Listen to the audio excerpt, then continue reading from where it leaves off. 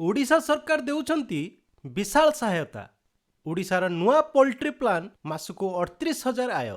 सरकार देउछंती 4,32,000 टंकार सब्सिडी। केवल 50% टंकार हेबो 7 लक्षर प्रोजेक्ट। गोटिए सरकारी योजना कौन आपण मासको 37,695 टंका आय करि परिबे कि? ओडिशा सरकार एबे चासी माननक पई एक सुवर्ण सुजोग आनिछंती, जेउथिरे आपण 7 लक्षरू अधिक टंकार प्रोजेक्ट उपरे 4 लक्षरू अधिक टंका सीधा सड़क सब्सिडी पाई परिबे।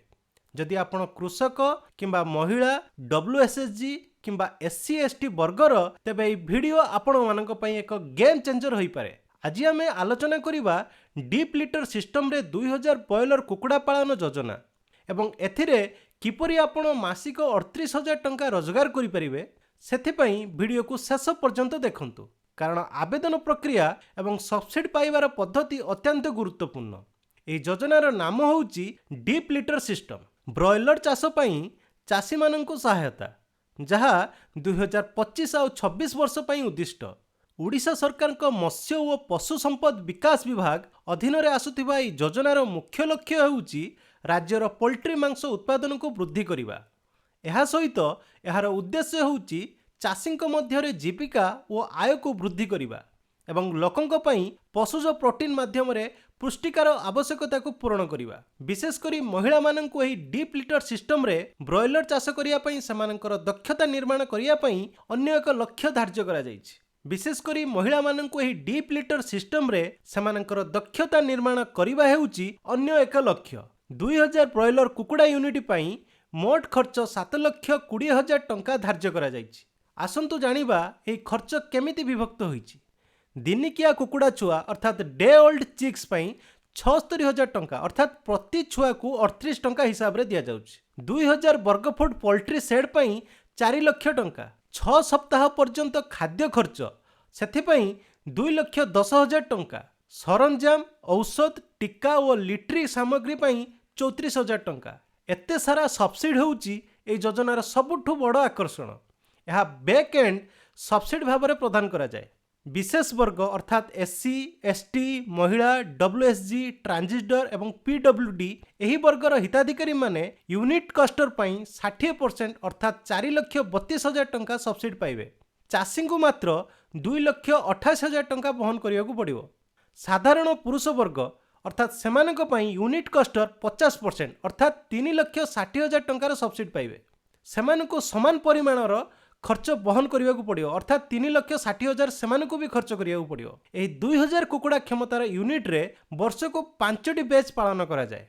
योजनार आकलन अनुसार वर्ष को 5टी बैच रु कुकुड़ा विक्रय द्वारा हेउथुवा मोट आय होउची 31,58,750 टंका अर्थात 5% मृत्युहार को छाड़ी जो 31,58,750 टंका आपण पाइबे ताहा 5% मृत्युहार को छाड़ी। जदि आमे समुदाय खर्च कथा कहिबा तेबे 7टी बैच रो खाद्य एवं छुआ खर्च एवं सेड आ इक्विपमेंट खर्च को मिसाई हेउची 27,10,400 टंका। वार्षिक शुद्ध आय अर्थात नेट इनकम केते हबो आपनकर 4,48,350 टंका। एहा सह 4,000 टंका मूल्यर खत अर्थात मेन्यूर मध्य आय होइथाय। मोट वार्षिक आय 4,52,350 टंका, जहाँ मासिक आय होउची 37,695 टंका। तेबे आपण वर्ष को 4,52,350 टंका पाइला परे आपण आराम से मास को 37,695 टंका लेखे हिसाब रे पाई परिबे। तेबे एही योजना रे को चासी एवं उद्योगी एही योजना रे सहायता पाइबा को योग्य अटंती। SC ST महिला WSG ट्रांजिस्टर एवं 40% किंवा अधिक भिन्नक्षम व्यक्ति को प्राथमिकता अर्थात प्रायोरिटी दिया जिवो। मने रखिबा को थिबा किछि गुरुत्वपूर्ण नियम विषय जानतु। प्रथमटी होउची गोटिए परिवार अर्थात फैमिली रो गत 3 वर्ष मध्य रे एही योजना किंबा समान प्रकार योजना रे सब्सिडी पाइथिले आपण आ योग्य हेबेनी। जदि आपणक घरे एही प्रकार योजना की ऑलरेडी पाई सारिचंती आपणक फैमिली रे तबे आपण पाई परिबे नाही। द्वितीय रे जदि WSG रो कोनोसी सदस्य पूर्वरु व्यक्तिगत भाव में निजे सब्सिडी नैचंती तेबे व्यक्तिगत भाव योजना को से नवा पई योग्य हेबेनी। आवेदन आपण किपरि करिवे? व्यक्तिगत हिताधिकारी माने गो सुगम पोर्टाल अर्थात sugam.odisha.gov.in माध्यम रे ऑनलाइन रे आवेदन करि परिबे। WSG महिला माननकु EOI अर्थात एक्सप्रेशन ऑफ इंटरेस्ट प्रक्रिया रे भाग नेबाकू पड़िबो। आपण BVO कार्यालय अर्थात ब्लॉक वेटरनरी ऑफिसर किंबा CSC कॉमन सर्विस सेंटर माध्यम रे आवेदन करि परिबे। आवश्यक डॉक्यूमेंट गुड़िक कौन लगे जानी रखु। प्रथम होउची परिचय प्रमाण अर्थात आधार कार्ड। जमी डॉक्यूमेंट जदि आपणकर निजस्व जमी अछि तेबे तार डॉक्यूमेंट निहाती दरकार किंबा जदि आपण जमी को लीज नहीं तेबे लीज डीड रो फोटोकॉपी भी दरकार। प्रोजेक्ट खर्चर 40 रु 50% सेल्फ फाइनेंस किंबा बैंक ऋण हेबार प्रमाण। जदि आपण এই प्रोजेक्ट करिया को चाहुचंती आपनको आइदर सेल्फ फाइनेंस करिया पड़िबो नहले आपनको बैंक रो ऋण नवा पड़िबो 40 रु 50%। तेबे सेही कागज रो प्रमाण आपनको दबाकू पड़िबो। तापर होउची डीबीटी पई बैंक अकाउंट नंबर एवं IFC कोड एवं जदि आपण ट्रांजिटर किंबा PWD वर्ग रे आछंती अर्थात पर्सन विथ डिसेबिलिटीज वर्ग पई सरकारी प्रमाण पत्र मध्य आवश्यक। सरकारी उद्योग स्थापन रे केवल आर्थिक सहायता नुहे बरं वैश्विक सहायता मध्य जोगै दोछंती। हिताधिकारी माननकु तालीम प्रदान मध्य करा जाउछि। एथिरे पोल्ट्री घर निर्माण परिचालना खाइबा किपरि आपण खाइबा को देबे किपरि आपण पानी पीवा को देबे रेकर्ड रखिबा एवं अलिया आवर्जना निष्कासन स्थान डिस्पोजेबल पिट निर्माण विषय रे शिक्षा दिया जाउछि। लाइफ स्टॉक इंस्पेक्टर गोमित्र एवं प्राणी मित्र माने क्षेत्र परिदर्शन करिवे एवं आपणको गाइडेंस मध्य करिवे। विभाग द्वारा नियमित टीकाकरण एवं पशु चिकित्सा स्वास्थ्य सेवा मध्य जोगाई दिया जिवो। सब्सिडी राशि अर्थात डीबीटी डायरेक्ट बेनिफिट ट्रांसफर माध्यम रे दुईटी किस्ती रे एही सब्सिडी आपणको प्रदान करा जिवो।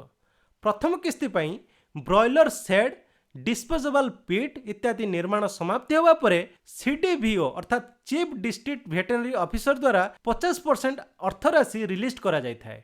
द्वितीय किस्ती रे यूनिट प्रतिष्ठा होगा परे कुकुड़ा छुआ आसीबा परे बाकी 50% अर्थ राशि रिलीज करा जाय थाए।